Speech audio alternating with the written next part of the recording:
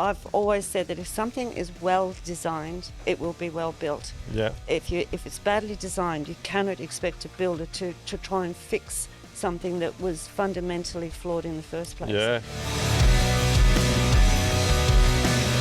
G'day guys, welcome back to another episode of Level Up. We are back in the shed and we're actually melting today. It's about 37 degrees outside, but we've got the fans going. We're going to see how we go, but got an absolutely fantastic guest for you today. This woman has done everything. She's a builder, interior designer. She's worked overseas, studied overseas, come to Australia, does cabinet making, like you name it.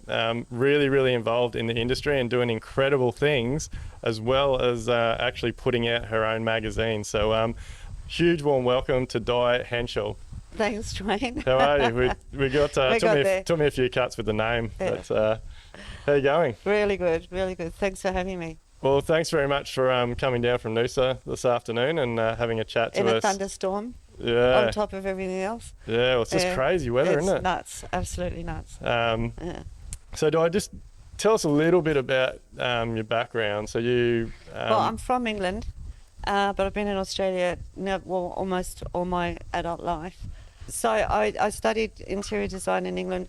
I was one of these kids, amazingly, and I'm very lucky that I was. When I was about 5, I knew I wanted to be a designer. Yeah. But I didn't know anything about interior design, of course. But when I was about 7 or 8, my sister, who's older than me, told me, she's a bit bossy, that we had to design our own houses.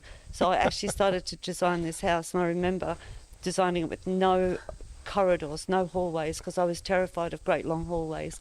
So I designed this house so that all of the rooms are interlocking, and this is, I guess, pretty innovative for a 7 or 8-year-old kid. Yeah. But that was the first thing that started me on actually, built environment rather than, drawing pictures of dresses and dollies and stuff like that. Is any of your family in the industry? No, but both my parents are scientists.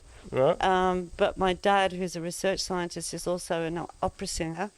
My mum, who's a biologist, she illustrated, those black pen and ink drawings that they do, the sections through cells and stuff like that. Yeah. She illustrated 2 of the textbooks that she wrote.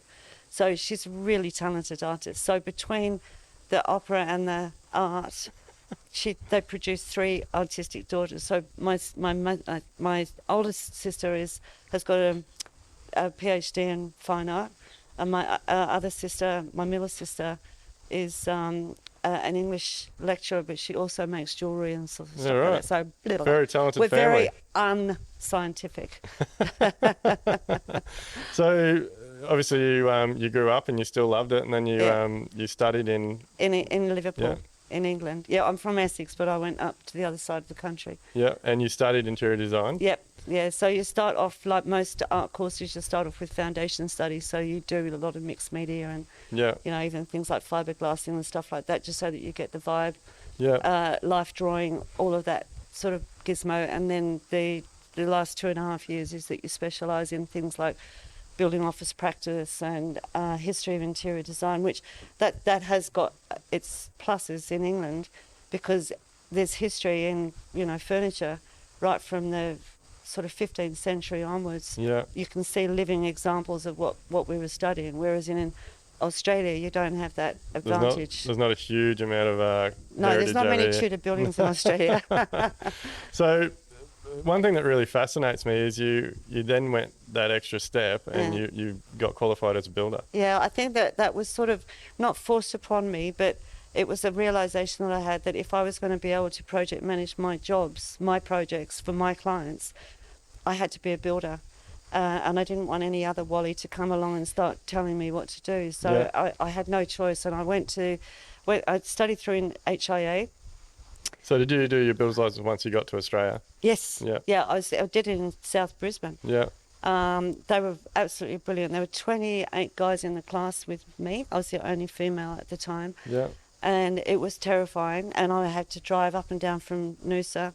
I was running the factory and the studio and had the kids at school. My hair started falling out. I went blind. I went down to 45 kilos. It was just a disaster. And then we had to do all Saturdays, all Sundays once a month as well, just to try and cram it. But even after the whole course was finished, it took me 8 months after that to finish all the assignments. It was pretty hectic.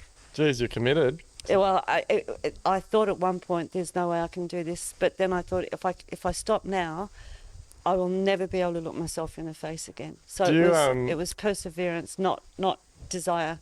Do you think that, because we have a process in our business now called the PAC process where, and we teach it in Live Like Build, so I get paid as a consultant to help through all the pre-planning stages up until signing a building contract. Yeah. And so I go to all the design meetings, whether it's interior design or architects or whatever, but I believe it's making me a far better builder, having a better understanding for why design is done the way it's done. Yes, exactly. Do you feel that you've become a better designer because you understand more about the building? Yes, I definitely do. And I think that's, I think that the attitude of builders, and this is being, a bit arrogant, saying that it's generally understood that builders do not agree often with what an architect or a building designer or an interior designer is asking them to do. Yeah. But, realistically, I push my clients out of their comfort zone. We also have to push builders out of their comfort zone. If a builder had his way, he would just be building, 2-bedroom, I think so much of that comes, I agree 100% with you, and I feel that, and now, over the last sort of 5 to 6 years or 7 years, developing the systems and processes in our business, getting more involved in all that sort of contract part of the job. Yeah. It's really opened my mind up to know more. But the other thing that it's really taught me is it's really made it clear to me why I used to have so many issues and why I used to butt heads with designers. Yeah. And I think so many builders end up in this position because a lot of the time, a builder's getting a set of drawings. Yeah. They may not have even met a client, or they may not have even met the designer. They get emailed the plans, hey, can you give us a price on this? You're basically flying blind. You're trying to price what's on the drawings, but you haven't been involved in all those conversations, or you don't understand the background of why it's got to where it is. And if it happens and something hasn't been translated onto the paper that the client is expecting, then the builder wins the job, gets to site. Okay, this comes down to our fundamental that we talked about before we started. Yeah. Communication. Yeah. The communication is the thing that is so sadly lacking in a lot of industries, but particularly in ours, because what we're dealing with, if we're talking about residential design, we're just dealing with people's lives. Yeah. Literally their lives, because what we build and what we deliver is going to affect their daily life, their daily comfort, their family interaction, all of those things. But, I've always said that if something is well designed, it will be well built. Yeah. If it's badly designed, you cannot expect a builder to try and fix something that was fundamentally flawed in the first place. Yeah. So the collaboration between a designer and a builder, in my opinion, is so underestimated. But if we did that right from the start for every job, we would have such a much better outcome for everybody involved. And I think also having that interaction from the beginning, it starts the communication process in the right way, because the client feels much more well looked after. Yeah. They feel at ease. They understand that the interior designer or the architect or building designer and the builder have got a synergistic attitude to how they're going to put this together for them, the client. It's building relationships, It's a building relationship. And I think also, just to put one little plug in for females, is that I think that female builders they have such a better bedside manner. Oh, 100%. Because they come more from an empathetic point of view to what it is that, happy family life is all about. Where you need to plug a socket in for a kid's, charging station. Where the kettle should be placed, all of those things that sound so stupid, but realistically, people can end up hating a house because there's a PowerPoint in the wrong place, and I've seen that before. 100%. It just makes so much sense to do, and we've talked about this a little bit. I know I wouldn't be where I am in my building business in Live Like Build without the females I have around me. I think females are overlooked in so many industries, not just ours. And I don't know what it is. But I think a bit also old-fashioned. I understand that about females being overlooked, but the other issue that we've got to deal with, which is, not the elephant in the room, but the thing that is absolutely acknowledged and understood, is it is a man's world. Yeah. And the thing about it is that if the females that are coming in understand that before they even get their boots on, and they understand that they're in a territory that is different to what they would expect people to behave, to talk like, and so forth. If they've got that understanding to start with, then they're not going to be feeling browbeaten and challenged constantly and having to try and prove themselves, by, being macho about themselves, because they understand that this is how it is. But equally, the men in the industry have to understand that women are coming from a different angle. Yeah. But their value cannot be underestimated. It's huge. As client it's massive. communication, excellent design skills, and also this balancing of okay, so we may not be able to do it this way, but have we considered doing it that way? And a lot of, I hate to say it, old school builders, it's my way or the highway. Yeah. And that's why a lot of communication with clients and architects and designers and building designers collapse, because they cannot get somebody to see another point of view.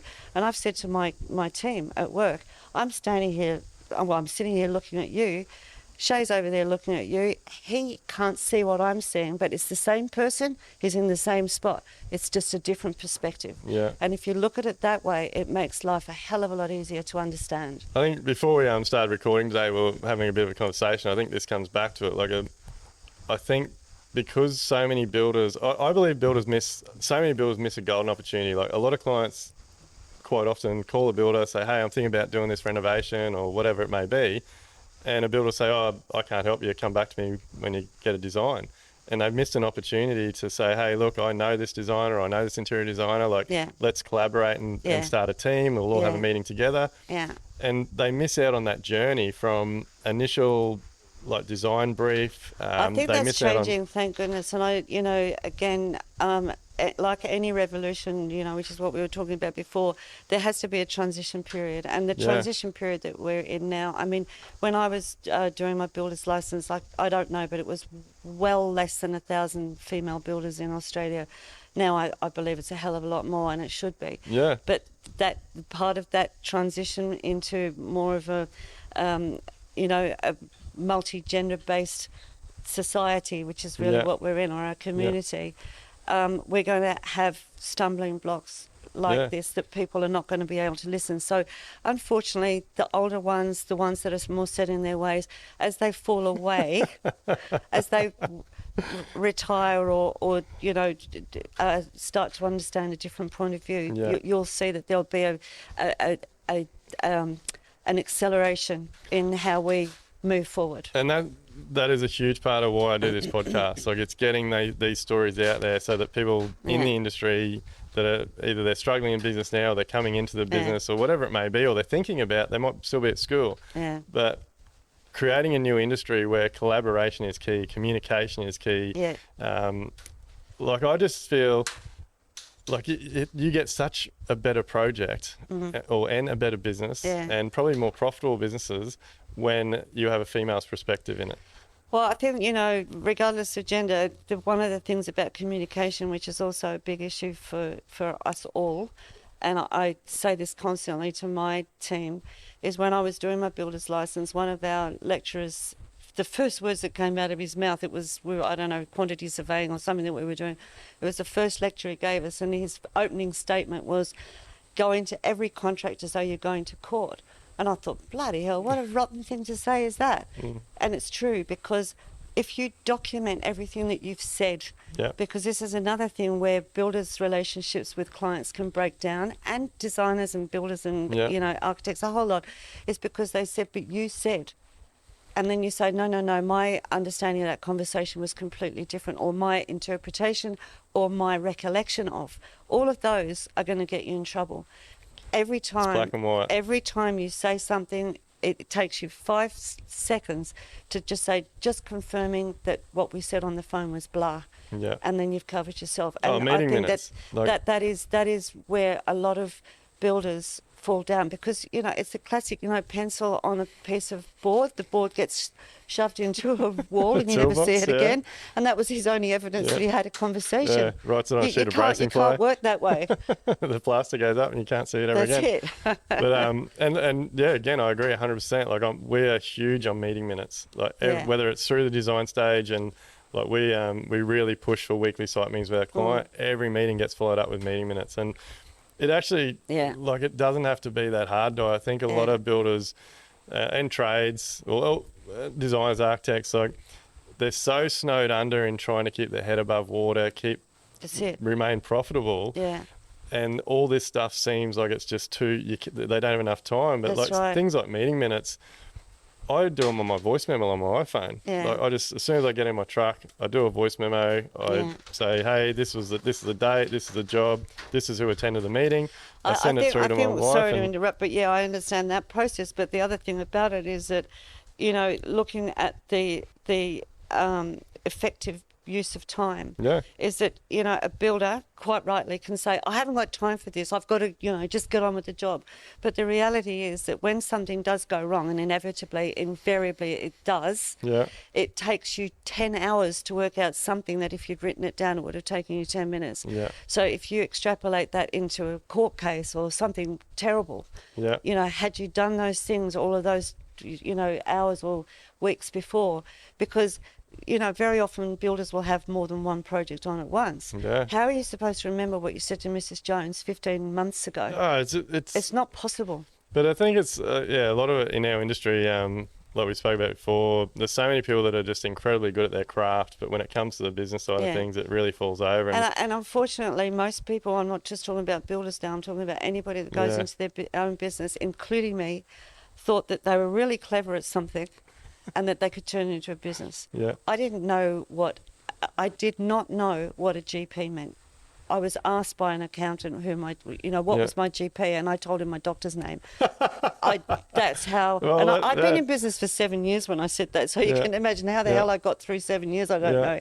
But there is such a naivety in people thinking that they're very, very good at one thing, and that they're going to, extol their virtues to the whole world. And then 5 years down the track, they think, "What the hell have I done?" Because I don't know enough. I love that you just told us that, because I think to become a better person, business, wife, partner, whatever it may be, you've got to be vulnerable, and you've got to be able to tell stories like that. Because I've got a few like that. Well, keep them coming, because that's what's going to help our industry, because I feel like so many people, across our industry and other industries, they don't improve because they don't be vulnerable and they don't accept that they might not know things or put their hand up and ask questions. Well, I think that, you know, the thing about being vulnerable and feeling vulnerable, they're two different things. I think I was naive and stupid, and that therefore came the vulnerability. But, you know, people will feel insecure and vulnerable if they're challenged,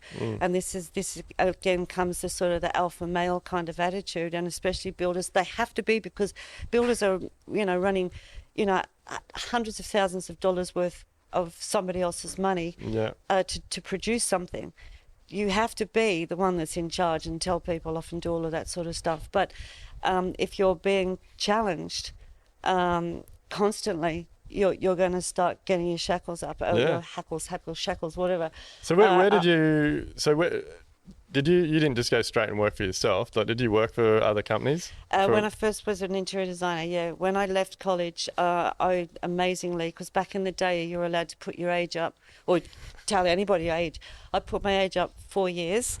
So because back in the day they were allowed to say what age group they wanted, and they wanted to have an interior designer aged between 21 and 25. Well, I was nowhere near that, so I put my age up because I actually went to college when I was much younger than I was supposed to.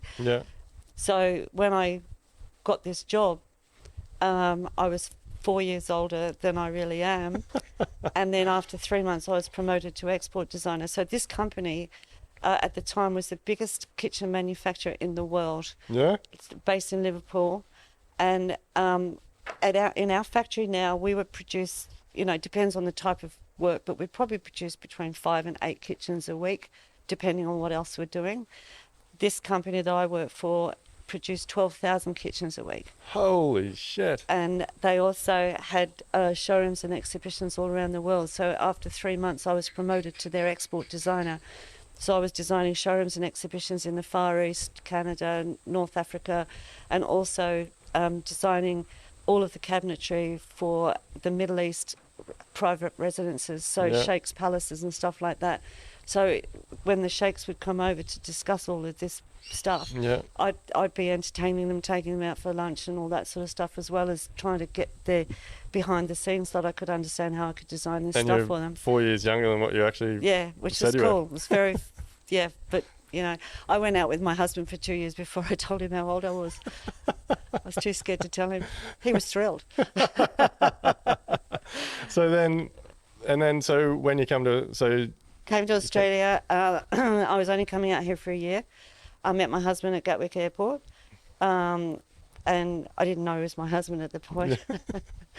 And so I ended up moving to Melbourne, which is where he is from, and I worked for a group of architects. And that was another male-dominated industry, very much still is. Yeah. And when I was export designer, I was allowed to use any equipment, you know, pens, special papers, whatever. I could do what I liked because I was up there. Yeah. And when I've worked for the group of architects in Melbourne, they gave me some butter paper, which is, you know, the off a roll. Gave you rations to work with. What the hell is this? So it was very much you're down there, mate. Yeah. Starting off in a new country, I knew that I had to do that. So that was very good learning for me. Not because I had an ego about it at all. It's just that I realised that if you're starting off in a new country, and as a young person and relatively new career, I'd only been working as a designer for 2 years, I had to start from scratch and work my way up. And then so when did you feel that you had to go out on your own? Well, I didn't actually feel it. It was that was sort of forced on me as well in a way, is that my husband was working away a lot. We had 2 tiny babies, and we were just never going to make ends meet. And so there was an ad for a job for somebody that had marketing and or interior design experience, and I had both. So I applied for the job, and within a week I realised it was a shonky company. I didn't want to know anything about it, but my husband had resigned from his job and had the kids and the mortgage. And it was one of my best friends. She said, "You've got to go out on your own." And I said, "I can't." And, you know, tears springing off my cheeks. "I can't do this. I cannot do it." She said, "Yes, you can." I said, I have no clients. You'll get them. I've got no staff. You can hire them. Yeah. I've got no premises. My husband will find you something, you know. And it all happened within 2 weeks. It was bam, bam, bam like that. And so was that in Melbourne? No, it's here in Noosa. Yeah. Where are we? In Noosa, up there. So you moved from Melbourne up to there, and then jumped straight in the deep end and started your own practice. Yeah, it's huge and very, very stressful. And, you know, we didn't have any money, so we had to borrow against the mortgage. So we went from a relatively small mortgage to a big mortgage on a relatively small house. Yeah. So we were totally overgeared. And then within 3 years, we had an overdraft that was double the mortgage that we increased to.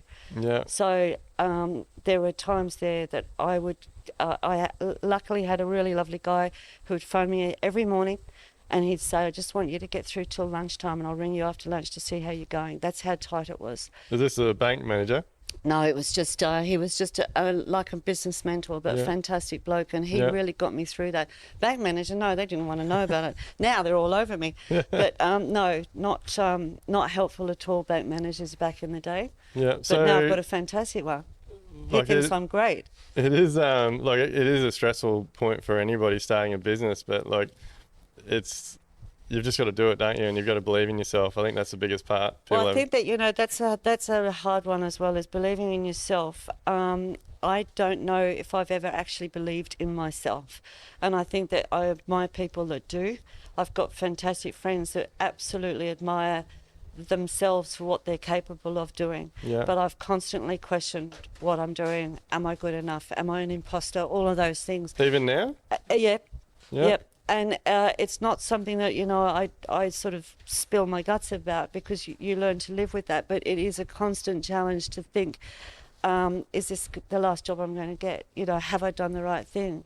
You know, do they still like me? Was this the best design outcome? You know, did I all of those questions. I find just this really fly fascinating because I've Yeah. so we need to touch on your book. So you've sent me a couple of Duayne's released a magazine. It's absolutely fantastic. I can't believe how well Duayne. travelled you are. Yeah. But I find that fascinating that you doubt yourself, but like you look at that book and the work you do and the jobs you've done, the places you've been, and like it's fantastic. Well, that's fantastic for you to say that. I think talking about travel, there are a lot of flamboyant decorators. So I think there's a very misconception about decorators and designers for a start. Yeah. A designer is tertiary trained, drafting, all that sort of stuff, building techniques, all of that sort of thing. A decorator is somebody that will go into a built environment and trick it up like beautifully. Fluffy and there pillows. Well, that's an awful thing to say, but there are some brilliant decorators around, really brilliant. But decorators and designers, a bit like saying that a bookkeeper is an accountant. You can't say a decorator is a designer, but a lot of people do say that they are, which really gets me. Yeah, like a decorator comes in and furnishes. Yeah, furnishes, but we do decorate because it's a very lucrative part of the business. Yeah. But with the travel side is for me to get a real understanding of because our clients are up there. All of our clients, our A-list clients, if you like, they're well travelled. They're highly educated. They're usually self-made. They don't suffer fools. They don't think anything with spending $500 on a bottle of wine at lunchtime. Those sorts of people. Yeah. But the good thing about them is that they recognise that they are not specialists in every field, including building and design. And so that's why they are happy and trusting of me to help them through this, this adventure. So you see your travel not only as you getting to experience the world, but you're actually doing it as part of your business. It's a responsibility to the clients, because if they have got experiences of all around the world, they're going to draw on that on their own likes and dislikes in how they design their house, how they live in their house. And for me to sort of live in the back streets of nowhere and have no understanding of what they've experienced, how am I supposed to translate that into reality for them? And so to me, it sounds ridiculous, but travel is mandatory in my opinion. I think that is. I think that is no different to. Like, I think everybody should do it. Like, we did a trip to Melbourne last week with Amelia and I. We went Jet down setter. No, but just like we went and saw some other builders down there. So I've recently done my passive house course because I want to get more educated on building techniques and we'll definitely get into it because we touched before on like prefabricated stuff. I think definitely Australia is just so far behind the eight ball with that sort of thing. But so sad. Just like to me, like years ago, I would have just seen that as a silly expense or something I couldn't afford. And I couldn't really see the value in it. But like from spending 4 days down there last week, meeting 3 other builders that do passive homes, going to timber sawmills and manufacturing plants, talking to other people in the industry, understanding why something's made, how it's made, it makes me a better builder. So that when I come back here to Queensland, like now that we're starting to get interest in passive homes, I am educating myself so that I know more about it, so that I can, when clients are asking me questions, I think it's really valuable that you put time, effort, energy, money into traveling the world and experiencing, like having those experiences. So like you said, you can translate that through to drawings. Yeah. Because to me, that is a massive value add to your clients. Well, I thanks for saying that, Duayne. I do, but I also think that, this is what's so sad about where the building industry is not stuck, it's moving forward, but at a glacial pace, is that, when I first came to Australia, well over 30 years ago, one of the first conferences I ever went to in Melbourne was a conference on insulation. Now, all of the speakers were from Europe. They were all talking about, what they would do for insulation in Australia is they'd shove some fluff in your roof and Bob's your uncle. Yeah. But not realising that all of the heat and the cold are coming in through massive glass windows, which we don't have in Europe. Yeah. So that you're behind the eight ball on that one straight away. Yeah. And then they, underfloor heating, I'd never heard of it. In-wall insulation, never heard of it. Yeah. Even if you've got in-wall, what are you doing with the glazing? Double glazing, never heard of it. Yeah. All of these things. So I've always said that if you can build for the cold, you will protect yourself from the heat. And the other worrying thing is that most of Australia is in a temperate climate, not in a hot one. Yeah. So we're building all these huge houses with massive glass windows and everything with very little insulation, just to code or regulation. Yeah. And in actual fact, They're very low code. They're not built to suit the climate that we're living in. Yeah. And they're not going to protect you from the heat. Yeah. They're not passive. They're not energy efficient. And they're too bloody big. So what are we doing? Yeah, I love that you just said that. So and so if the more I educate myself, and I feel like you're the same, like the more I educate myself, the more I learn, I'm actually changing my business, the way we market, the clients we attract, because I don't want to be building huge mansions that aren't efficient, aren't sustainable, that are contributing towards climate change and all those sorts of things. And our building codes have a lot to be said for, like they're so minimal. Well, our building code, our regulations, the other thing that really bugs me about this country, we've got 25 million people here. In England we've got 65 million, so almost 3 times the size. We've got one central government, and then we've got local government, local council government, council laws. Here we've got council, state, federal, everybody's fighting against each other. There's not a collaborative force. I'm registered in Queensland as a builder. What if I got a job in Kingscliff? Can't do it. This is the most ridiculous thing. So unless somebody bowlessly gets a grip on this place and says, let's get some regulations that are Australia-wide, that suit low cost energy efficient housing, as well as your mansions if you want to build those things, so that there is, but those regulations are going to have to come from the industry within. But the thing about it is that the people that usually are in our industry bodies are so far removed from the hands-on that they've either forgotten or they haven't had the experience to tell the bureaucrats how to do it. So we're in a cleft stick. Yeah. It is. It's so old-fashioned. I think there's sometimes I feel like the industry just needs a massive clean out. It does. And a lot of new blood brought in, but I think also that the thoughts of how we can change the industry is actually not it's not inventing something new. It's not reinventing the wheel. The technology that we need to adopt right now, and the work methods that we need to adopt right now, have been on this planet for at least 100 years. Yeah. We were talking about prefab housing. I get muddled whether it's Hoff or Huff, but it's a German prefabricated company, have been making the most fabulous kick-ass houses since 1904, I think it is, or early 1900s. And yet in this country, you talk about prefab houses, they think you're talking about a donga. Yeah, it's just completely bizarre. Lifted off on a crane. New Zealand is far more ahead than us. Yeah. They understand insulation because, everybody thinks that New Zealand is a cold country. Well, yes, it is. But in central Otago, it can go over to 40 degrees in the summer and then minus 10 in the winter.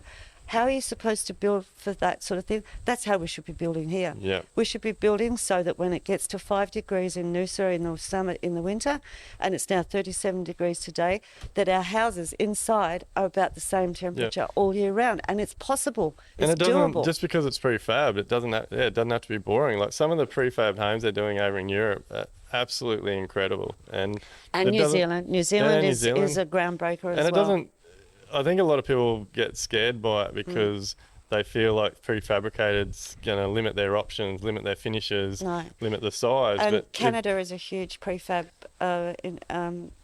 market as well. And again, we go back to why did these Scandinavian and cold climate countries adopt this method, is because you don't want to stick somebody out that's going to get frostbitten in minus 15 degrees. Well, equally in Australia, you don't want somebody to fall off a sticky, slimy, sweaty ladder at 37 degrees after he's got, he's burnt his skin to the point of having skin cancer, and then falls off a ladder and breaks his leg. Yeah. These sorts of things don't have to happen in this country if we just start looking at it in a different way. It's not reinventing it. It is looking at the expertise of everybody that's been before us. Yeah. Start looking at these things right now, and you'll start changing this country very quickly. And not only that, I feel if there was more time, money and energy invested into those types of things, like the cost of building in Australia is just getting out of control. It is. And I think prefabricated could help a lot of that. Like for a start, you're in a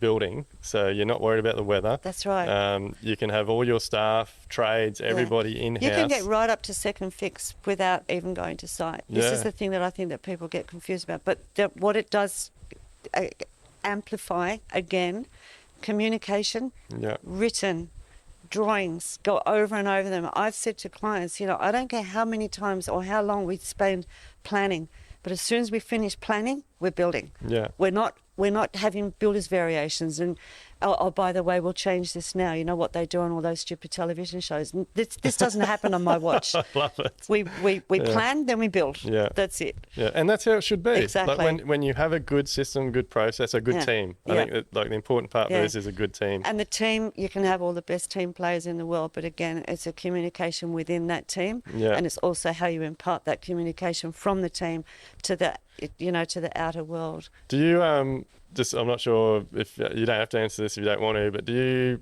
like, through your process, do you ever find that you, after a certain amount of time, or even after the initial meeting, it could be that you can't work with a client? Yes. And so how do you, like, because I know builders struggle with this, and I think builders need to take more power with this, and like a lot of builders feel they need to take, well, they're in a position where they're not really making any money, they have to take on every job, but it's actually very empowering to decide, hang on a minute, we're not probably going to get on different. There's a practical stumbling block on that. Yeah. Is that most of my career, most builders' careers, most architects' careers, there are not that many rich architects, I can tell you. They really work for their living.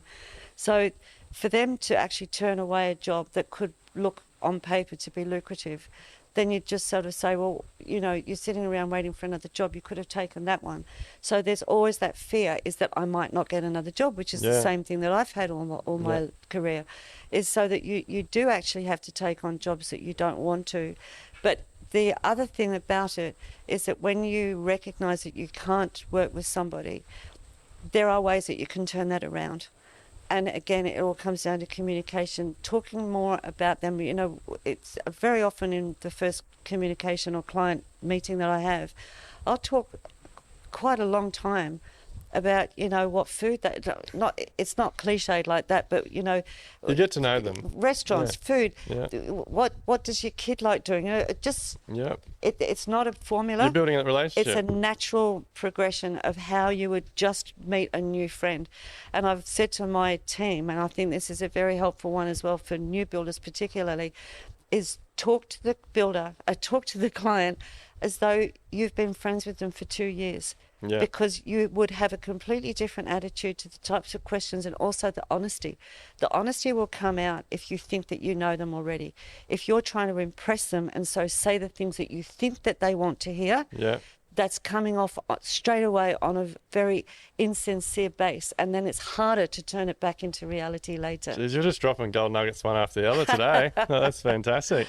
So, like, what's your ideal client? Like, how do you attract your client? Well, I don't know if I do. I mean, they sort of fall in sometimes, which is fantastic. But we've got a lot of repeat clients now because, given how long we've been in business, you'd hope for the best. But amazingly, we have about 65 to 70% repeat business. And I've said to my team, how many times in your life do you need an interior designer? Well, apparently more than once, which is really good for us. That says one thing about your business. Yeah, so we often have clients that I've done 3, 4, 5, 6, 7 jobs for, which is fantastic for various reasons. Not because they just keep changing houses, but they might have a business or their daughter's place or something like that, and it becomes, very much a relationship that goes well beyond the client company designer relationship. But how they come to us, it's funny, we do get referrals, but not as many as you would hope. I remember when we did our first website, which was probably 20 something years ago. And I remember saying, as if anybody would get an interior designer on the web. Why would anybody look for that? They need to see them, touch them, look at them, sort of thing. But we get a lot of new business from the website, because we try and make the website as comprehensive as possible, so that they really get to know us as people before they come along. Yeah. So that in itself, when you're sort of saying, do you have people that that you can't deal with or can't work with? A lot of that falls away because they don't want to come to us, because they would probably recognise something in how we project ourselves as a company and how we work that goes, no, that they're not for us. So luckily I don't have to sort out the wheat from the chaff, so to speak, very often. But I still take on clients that I think are challenging, much to to our team, like this. But most of the time it works out, because if I'm not getting on with them very well, there's always someone else in the team that is brilliant at communication for people that I'm just going to go. So how many's in your team? Well, we had 10. Then I've never liked 10. It was like being on a hamster on a wheel. You're just constantly running, trying to feed this animal that you've created. So then we went down to 8, and we were at 8 for a long time. But then I think that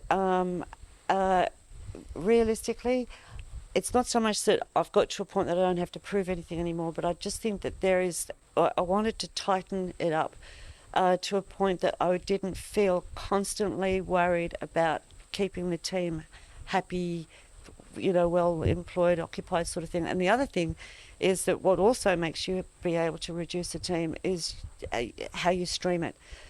So our processes, policies, procedures, how we have a weekly meeting that we go through every job. We also have a daily catch-up. There are things like that just become second nature to the team. So we're flowing. We're flowing a lot better, so you don't need all those people. Yeah. So I'm now down to 5. I could not go down less than 5. That would be a disaster. Yeah. But 5 is a really good number. I liked it when we had more people, because we could sit around and drink after work more. But, apparently that's not what we're supposed to do. But having 5 is really cool. 5... Are they all interior designers? No, I've got a design coordinator who's been with me for 26 years. Yeah. She is the eyes and ears. She's the brainchild behind the company. I can say to her, what was the corrugated bloody whatever it was that we put on Joe Bloggs's roof or gutter or sofa.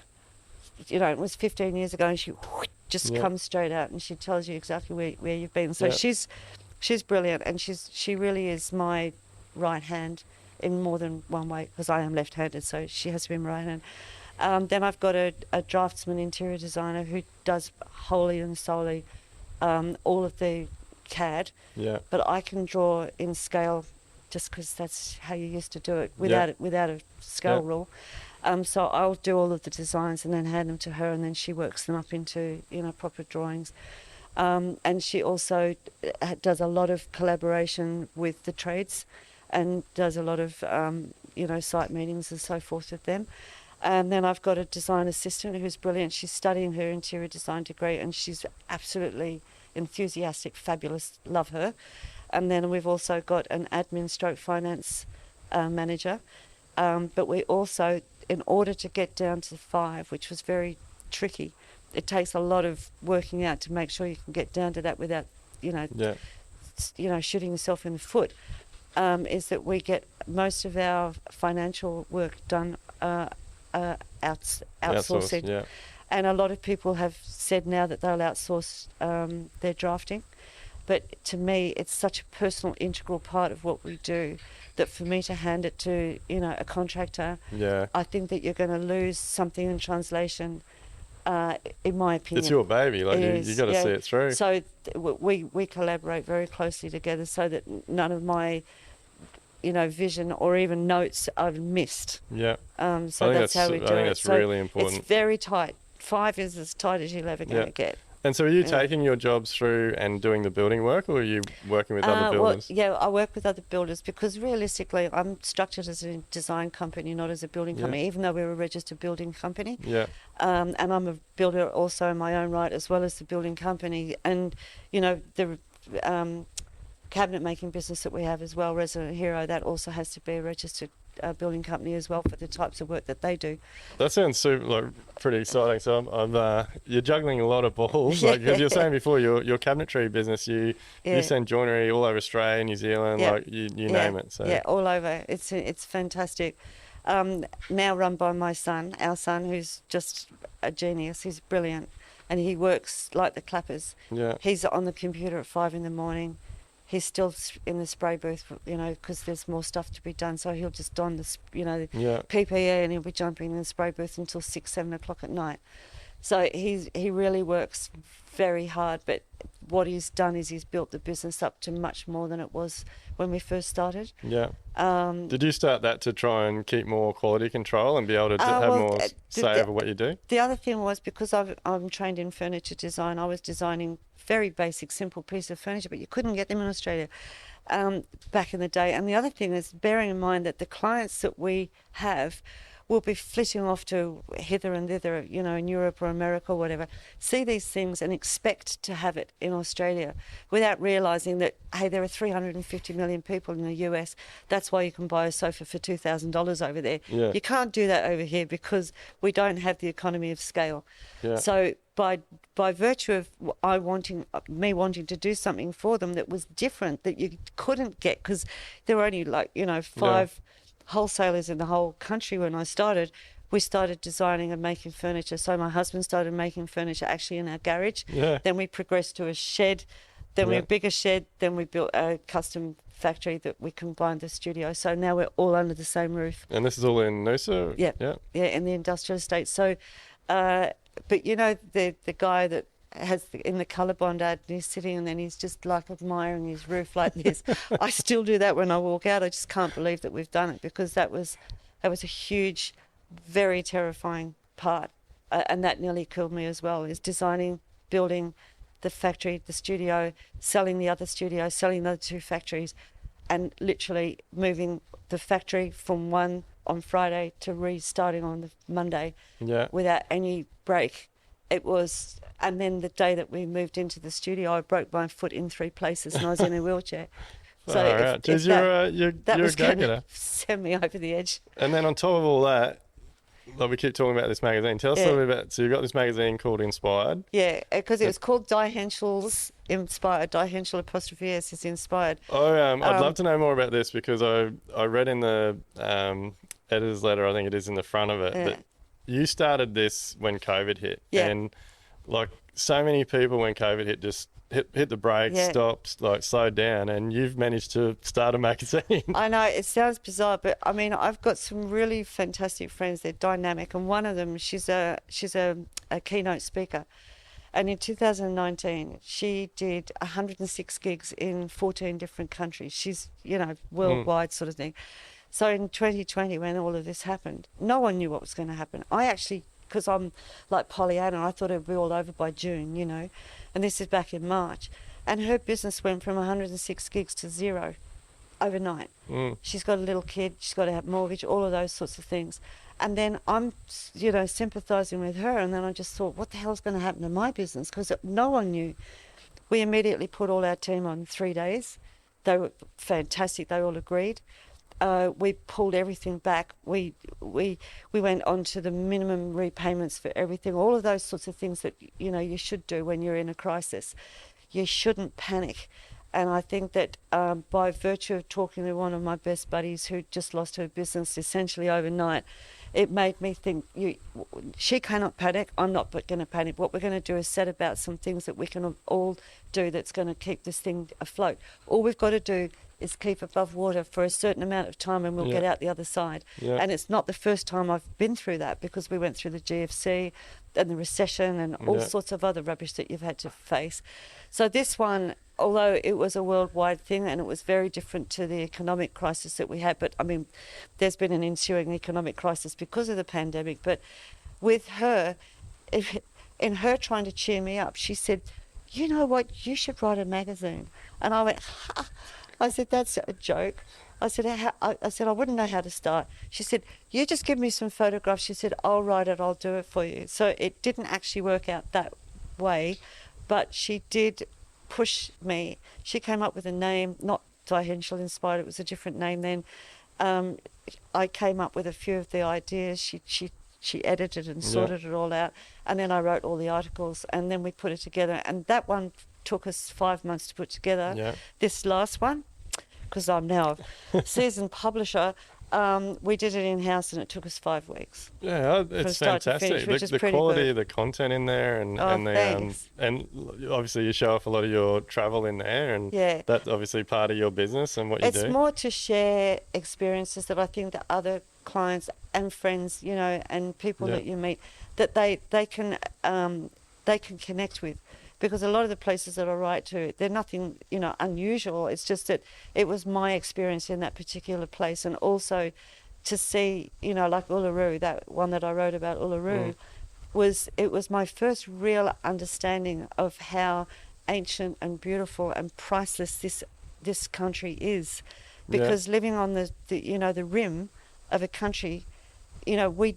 misunderstand and don't understand or even acknowledge, you know, the history and the spirituality of this country is mind-blowing. And that was my first introduction to it, was when I went to Uluru, and it was so powerful to me I had to write it, and so that's why I wrote it. I really love how in there you mention other designers, architects that you appreciate their work. Like, I think that says a lot about you and the type of person you are, that you acknowledge other people's work. 'Cause a lot of people don't. Well, I know, and that's really so sad, because that to me is myopic, you know. And again, it's sort of my way or the highway. The only way that we can grow as an industry, as individuals, as builders, as designers, as architects, as plumbers, is to learn by other people's stuff. And there is no new idea on this planet. Every drop of water that's on this planet was on the planet when at the time began. We haven't imported water from another planet. We also haven't imported any new ideas from anywhere else. All the ideas that we are using right now have been here forever. It's just our reinterpretation of an idea. It's a different spin on it. But you've got to see somebody else's idea to be able to turn it. It's not plagiarism. We're not sort of saying, oh, look, I think that I'm going to copy that. It's not. It's just, it inspires. That's why I said Henshall's inspired, because I am inspired by other people, by places, by food, you know, by buildings. You talk a lot about food in there. Yeah, well, I could eat non-stop 10 hours a day. I would be very happy. And for the other 14, I'd talk about it. I think it's absolutely fantastic. So what's your goal for the magazine? Like, is it? Well, again, you know, it's funny. People say, what are the goals for the company? What are the goals for this? What are the goals for that? And it sounds very insipid. It doesn't mean to be, but I genuinely have not had a goal for the company. My goal when I started the company was just to put food on the table, keep a roof over our heads, and also I felt that I had something to offer to people that wasn't available. And even the structure of our company is very different to others. You know, we design houses from the ground up, and factories, gyms, offices, whatever, right down to the teaspoons. So, you know, one day I'm looking at an OG part of a gutter, and the next thing I'm talking about, you know, the stainless steel content in a teaspoon, or frilly curtains in someone's window. I mean, you've got to know a lot about a lot of things. But there are very few companies that you can come to from concept right through to putting spoons in the drawer. Yeah. And I think that's sort of, including the cabinetry. So the other thing is that because I design a lot of cabinetry, I don't want any cabinet to look like somebody else's. So when clients see, they'll see a picture of something that I've done. That's what I want. I'll say, okay, well, I'll design it for you. My interpretation of that. So it's never a... Yeah. I can see how passionate you are. Like, a big part of why I love what I do, and I'm so passionate. Like, I love that I get to build someone's home. Yes. Something, and so that's spiritual in itself. Yeah, and I love that you touched on it before, and I didn't appreciate the design until I started getting more involved in all the early stages. But you touched on it before, how a well-designed house creates will be a well home, built, and it changes your life. Yes. Like when you live in a well-designed home with good ventilation, natural light. That's right. One thing that until I started sitting at meetings and hearing this getting spoke about, I took it for granted. But storage. Like, so many people want to build a new home, and I don't know if it gets overlooked or whatever, or people don't ask It the does. question, but like asking people even what's your hobby? Where are you going to store That's your right. paddleboard? Where are you going to store Yeah. your push bikes? Yeah, Where- I ask all and- those questions because it is so fundamentally important. A lot of what we do is renovation, and renovation largely has to do with reconfiguring a space to make it work for the people that are living in there. Because it's not already. Because it's not already, because Yeah. it was either badly designed or their circumstances have changed or they inherited it from another owner. All of those things, but storage is a big one. Actually, in that magazine, I've said storing is boring. Yeah.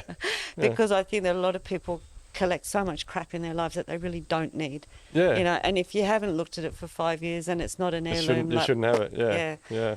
But I do think that But when you live in a house that does have the storage, the kitchen functions, the Yeah. bedrooms are where they need to be, Yeah. the house, like you want to have people over, you want to Yes. entertain, you feel healthier, you feel Yeah. happier, you don't mope around. Like it I cannot believe how much I've learned from good design.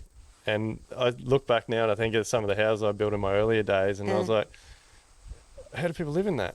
Like, Well, it's funny, you know, when you touched on that, is that I've always said, and I will stand by this, if I've designed a kitchen for a client, you don't have to ask me anything. I can design the rest of the house, because as soon as I know how to design their kitchen, I've got enough on them to do the rest of the house without asking them any more questions. because the kitchen's where they The live. kitchen is the heart, and there are so many stories that it imparts. It is exactly, how do you live? How do you function? Are you OCD? Are you messy? You know, all of those things. Yeah. Do you like cooking? Do you eat takeaways? But the thing about it is that actually is building up a story of a person, not just a space. Yeah. And that to me is the most integral thing, is that if you can design a kitchen that's perfect for someone, you can design the rest of the house without any more conversation. Yeah, no, I love it. I love that you describe it as a story, because you're really, if you don't find out about a person or a family and how they operate, Yeah, how can you design a home that's going to suit them? that's right. Like it's that's right. really, really powerful stuff. So, And interviewing children, sorry, that's another thing. I'll often ask the kids, yeah, what is it that you want? And it's funny, they will tell you what they want. And do you get the parents looking at you like, don't ask them, we got to pay for this? I love it, because it's, you know, I mean, parents now listen to their children a lot more than they used to do back in the day. But I think it's great, because it also means that they're going to respect their space better, because they had a hand in it. And that's awesome. the other reason why I think that the more you have the client included in the design process, they are going to be more accountable for their own actions and movements in that space that you've designed for them, because they feel like they designed it themselves anyway. That's They awesome. So you're not just giving don't even know that I've done it. They just think, okay, I did a good you're not job. just giving a kid a bedroom, you're actually Just getting create- them involved. Totally. And, Yeah, I've got 2 teenage ones I'm doing early next year, and they're so excited, yeah. because and we just designed one for a little boy in New Zealand, and it's going to have this interactive wall where you can actually touch things, and you know, turns lights on and stuff like that, and constellation in the ceiling, and then from his bunk he's going to have this slide that he just slides down to meet all his mates. So it's, you know, that's what he wants. He's going to love it. He'll remember that. Love He'll it. talk about that for the rest of his life. Absolutely. Like that'll It'll help. change his childhood. Yeah. Yeah. Yeah, I think that is unbelievable. Like you've got so much experience. I think it's fantastic. Like, but I'm sure you've had some challenges in our industry, like being female. Yeah. Like, do you want to talk through Yeah, some of them? I think, you know, I don't want to be a downer on it, but, you know, as I said at the beginning, it is a man's world. And I think that the reason I'm saying it's a man's world and the females that are coming into the industry have to accept that is that I didn't understand that. I thought that, you know, everyone was equal and that we would all talk like normal human beings to each other without realising that this sort of patriarchal, misogynistic, I hate that word, but it's true, talking down, what would you know? I was young, I looked stupid, you know, I maybe didn't know the difference between one screw and another nail or whatever, but realistically, does that actually matter? That's why I'm employing you.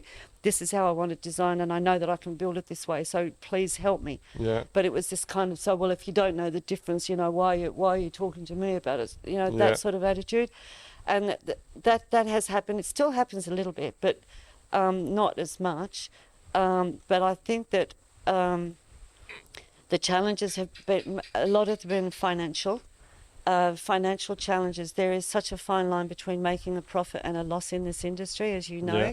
And the worst part about it is that if you're going to lose money on a job, it's usually at the end, which is where you actually were going to take the profit. Yeah. So the profit coming out of the last 10, 20%, say it's 20%, and somebody decides not to pay you, or there's a dispute or something goes wrong, your profit's just taken straight up. The other thing is that what we've now got to contend with is that, you know, copper and steel and plaster and tiles and porcelain and everything's just gone pa-ching out through the window with pricing, and you're still stuck on fixed price contracts. That's when communication comes in very big. Yeah. So understanding your contract, executing a contract, communicating a contract. So communication, and I think that in the early days, and still to a lesser degree now, I still find it hard to have those hard conversations with clients. I don't like talking about money, but realistically, that's what we're talking about. We're talking about money. But we have to be strong in our conviction of what we know is right, and just say to the client, I know that this is painful for you. It is equally painful for me to tell you, but this is how it is. And, you know, the catchphrase of the pandemic is, it is what it is. But that, in fact, is probably the best phrase to do, is it is what it is. We can't change this. We just have to accept it. You can fight about it, but that's how it is. And so the challenges that I've had that I haven't been able to say that. So financially, too scared to ask a client for more money, too scared to talk to the bank because I need a bigger overdraft, you know, too scared to tell a supplier that I can't pay them till next month. All of those things, they build up and they cause a lot of anxiety. And we were talking before about mental health in the building industry. And I think that I'm talking as one individual, but I know that I'm talking on behalf of a lot of people that have the same anxiety as me about all of those things. Talking to bank managers, talking to suppliers, talking to clients, lack of communication with their own team, frightened that they're going to look like an idiot in front of someone. All of those things, they're not just peculiar to me. Everybody has that at some point.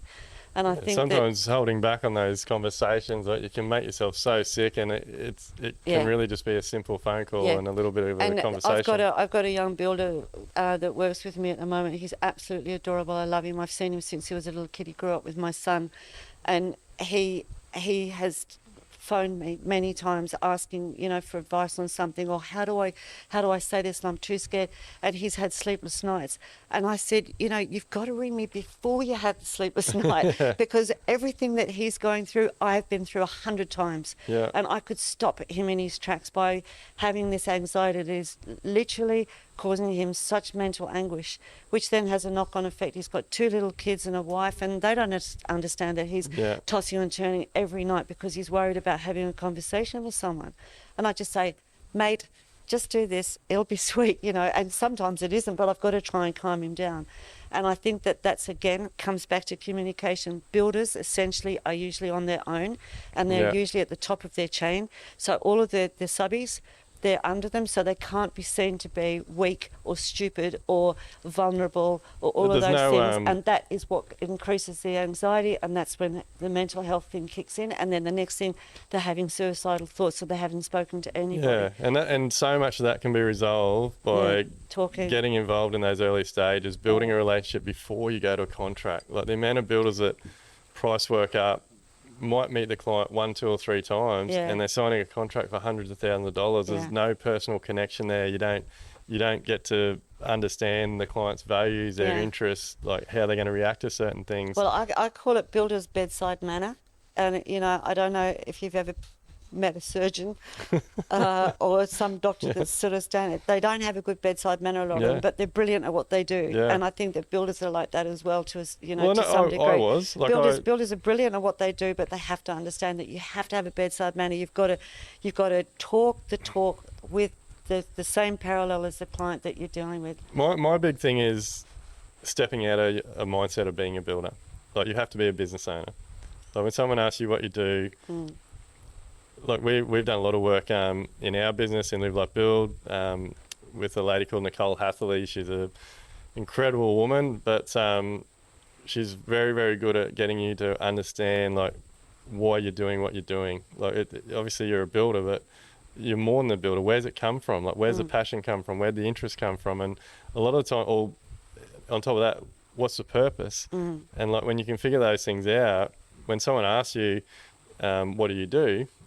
You, like depending on your business, you can say, oh look, I actually build incredible sustainable homes, or I focus on my clients. Like the client experience is the biggest thing to me. Like it doesn't have to be focused at a builder, and when you change your mindset, it can really help that communication side of things. I think you know, I've said this to my team a lot over the years. We are so lucky to be in this industry, because how many other industries do you know that you can start with a pencil sketch on the back of an envelope, literally, and a few months or a few years later, it's created a building that someone is living or breathing or working in.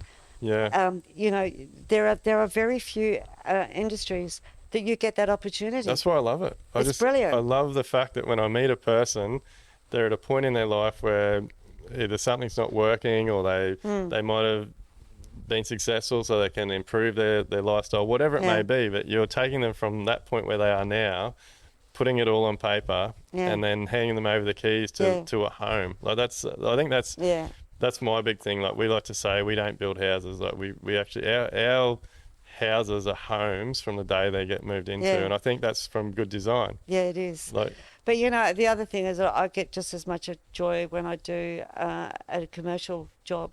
You know, we had a derelict building up in Mackay, 600 square metre derelict building, absolutely almost, and it just had a heritage overlay on the face of it, you know, just on the gable end. And I spent a lot of time interviewing a lot of the team. There were 40 people in the team, and like, what do they want? And of course, everybody's got something different. And a job of a designer, realistically, is to be the conduit between. That's what the client wants. Bring it out, and there's the reality. That's how it should be.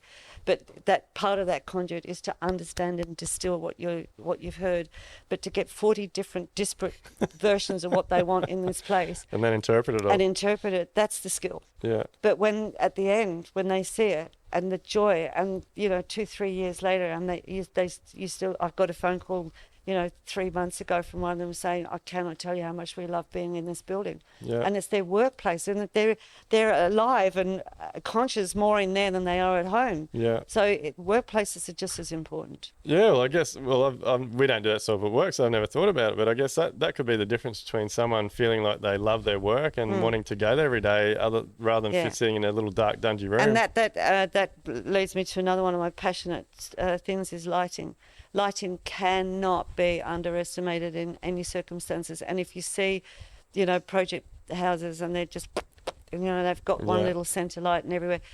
A centre light in a kitchen. I still see new houses with a centre light in the kitchen. What the hell are they lighting up? It's bare minimum. They're lighting up some tiles on the floor, not the workbench. Yeah. It's so ludicrous. So lighting can literally transform a house. You could have exactly the same house and change the lighting and you feel like you're in a different place. Yeah. Do you do the lighting design? Yeah. Yeah. Yeah, that's one of my big loves. Like lighting is sometimes a difficult thing for us. Like a lot of the time it's not, the lighting plans aren't really what they need to be, and it's and you actually touched on it before, like from a female point of view, like PowerPoints for lamps, and like, because I think electrical, actually, even just PowerPoints and things, it is something that does get overlooked a lot of the time, because it's one of the things on our jobs that a lot of the time when the client's we do a pre-walkthrough before we start the rough-in, and a lot of the time it's left up to the electrician. Like, there's not enough detail on drawings, and then you do your walkthrough, and it's like, so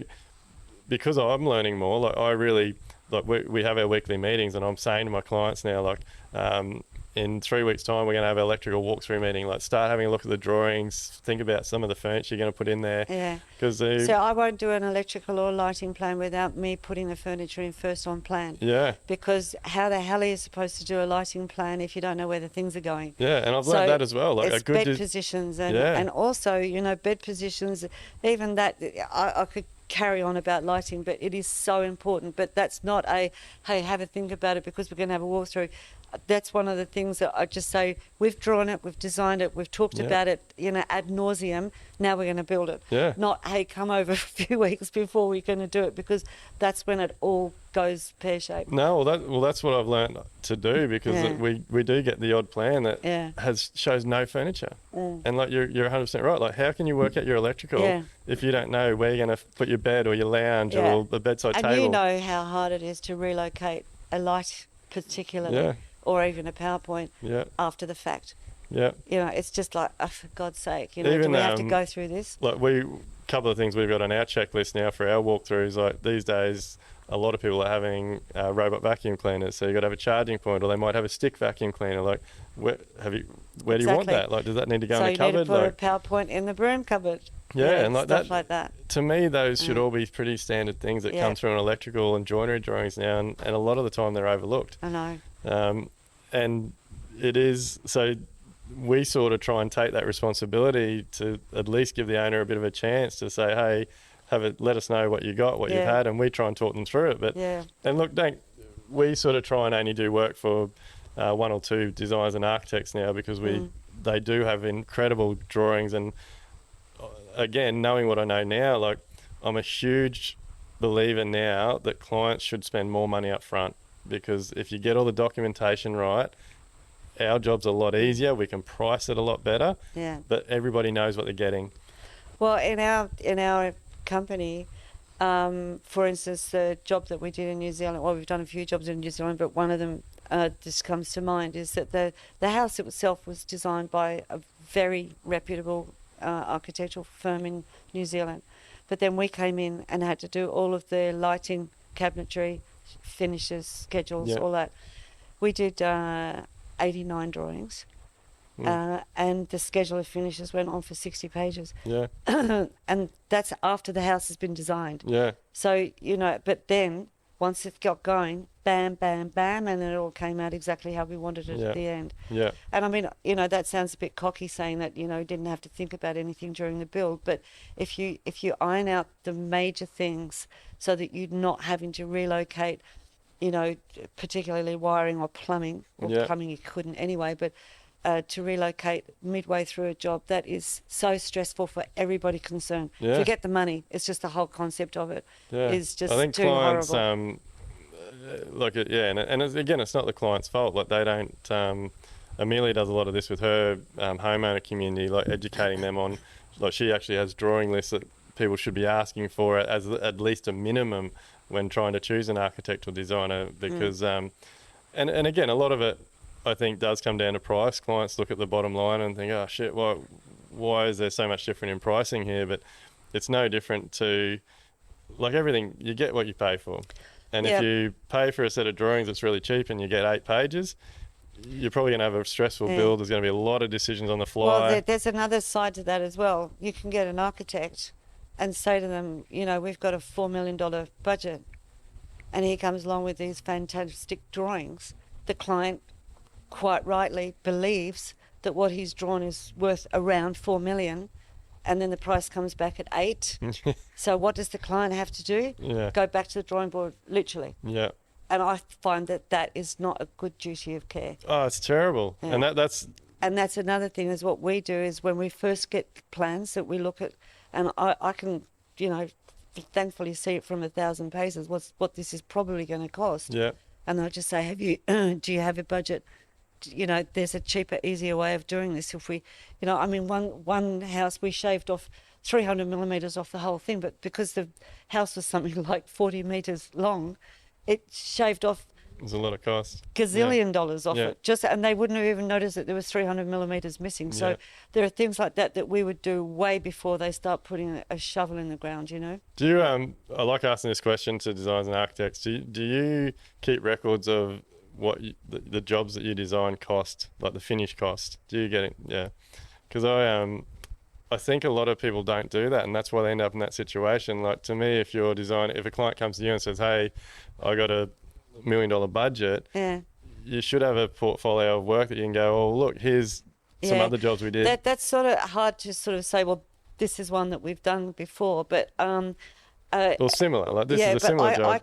We can say that on a similar job Yeah. of yours, knowing that most of them are renos, not new builds, that this is going to cost you blah blah. Yeah, because data, to me, data is overlooked in our industry. And we will do an estimate for them based on a previous thing, and then we try and tally against that estimate when it comes into real figures. Yeah. But sometimes, for whatever reason, it blows out. But that's not very often anymore. Oh, there's goodness. always, like, especially renovations, it's just building. It's all, until you actually get a set of drawings and you can actually sit down and cost it, it's very, very difficult. But when you have data from previous jobs, like even just as a guide to say to the client, look, if you've got $1 million, this is sort of the scope that we can sort of fit between. Yeah. I feel a lot of times. So that was what sort of really drove our pack process, like getting paid as a consultant, because I just, I actually haven't looked them up for a long time, but I know like 4 or 5 years ago, there was some stats done where it was something like 83% of drawings never get built because they're over budget. And so for me, that's really... I would totally believe that. For me, that's really horrible for clients, because the clients had to outlay time, energy, money. They've fallen in love with it. Well, that instance that I just gave you was today. Yeah. That's what I just heard a client tell me today. He's devastated. Yeah. But, Frank Lloyd Wright, who was one of the most famous architects in the world, he only ever... less than half of the buildings that he ever drew were ever built. Yeah. And he was prolific. So there are other, huge architects like Mies van der Rohe and, a few of the others that they designed thousands of places and only hundreds were built or even tens of. Yeah, and so it's such incredible. a shame. It's a shame. But I think that, that's the, again, I just come back to it, it's a lack of communication. If they had better communication in the first place, they wouldn't have gone down that road. Yeah. So we'll get, we're close to wrapping it up, but can we just talk about, we got introduced to you from Amanda from Awesome Women in Construction. So tell us a little bit about how you got involved with that. And I can't remember, she must have approached me, but talk about a dynamic person. She's unbelievable. Yeah.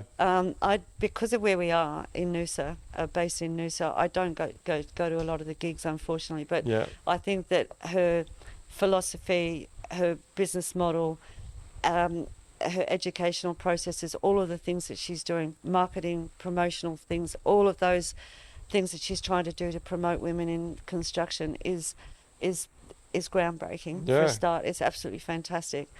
And, I support her in any way that I can in my limited capacity. But she put in an article in the last magazine that we did, just to explain people, what AWIC was all about. I just think hats off to her. She's amazing. We're having another AWIC session up in our studio in February for AWIC, which will be great because, you get to know some of the women that go to these events, and they've all got brilliant stories. But, fantastic builders, they've got, children with special needs and husbands that are, in mining, and they're running these corporations and building works, and it is absolutely fantastic. I think being a mother is the hardest job in the world, and I think like females that do that and then do what we do is we couldn't do it. Blokes just couldn't do it. Well, what do they say about Fred Astaire and Ginger Rogers? Ginger Rogers did everything that Fred Astaire did except backwards in high heels.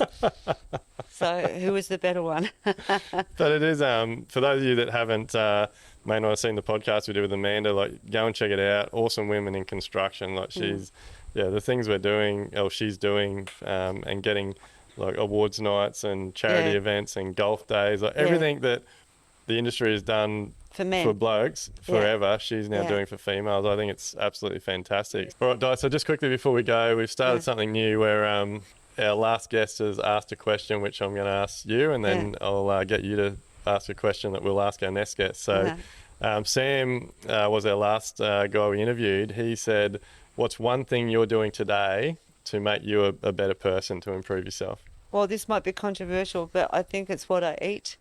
I am a vegan.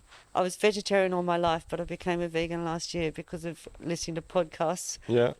You should listen to some of them. And I think that, eating good food has such a knock-on effect of every part of your life, particularly physical and mental health. And as I said before, sitting around and eating hamburgers and donuts, your self-esteem is going to go down the gurgler, as well as your physical health and mental health. So I think that, just be very kind to yourself, and I try to eat really well. Awesome. So what question you want us to ask the next guest? Because we're talking about travel today, I'd like to say, if you could go anywhere in the world tomorrow, all expenses paid for a holiday, where would you go? All right. I'm going to try and answer that one next time as well. Look, I really, really appreciate your time. I feel like we could talk all night. I know. But, it's a bit bloody hot in the shed here. But It sure is. You've dropped so many gold nuggets today. I think you've added heaps of value for everyone that's listening. Thank you. Is it possible for people to get a hold of your magazine if they want to? Yeah, definitely. Absolutely. Just get in touch with us. Just write to me, Henshall.com.au or info@duayhenshall.com.au. It'll all get there. We'll put some links on the end. We can send it to anywhere in the world, really. Yeah. Well, we do. Yeah. We send them to all our clients because we've got a lot of clients abroad, of course. Yeah. So they love getting them. No, well, look, keep doing what you're doing. You're an incredible woman. You were juggling a lot of balls, and it sounds like you're doing really well at all of them. So keep up the great work, and thanks very much. Yeah, Duayne. look forward to seeing you succeed, and keep going with what you're doing. Good on you. Thanks for having me. No worries.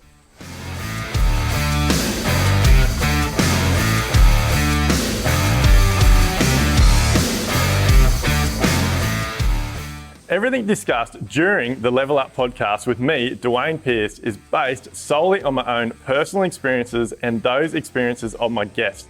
The information, opinions, and recommendations presented in this podcast are for general information only, and any reliance on the information provided in this podcast is done at your own risk. We recommend that you obtain your own professional advice in respect to the topics discussed during this podcast.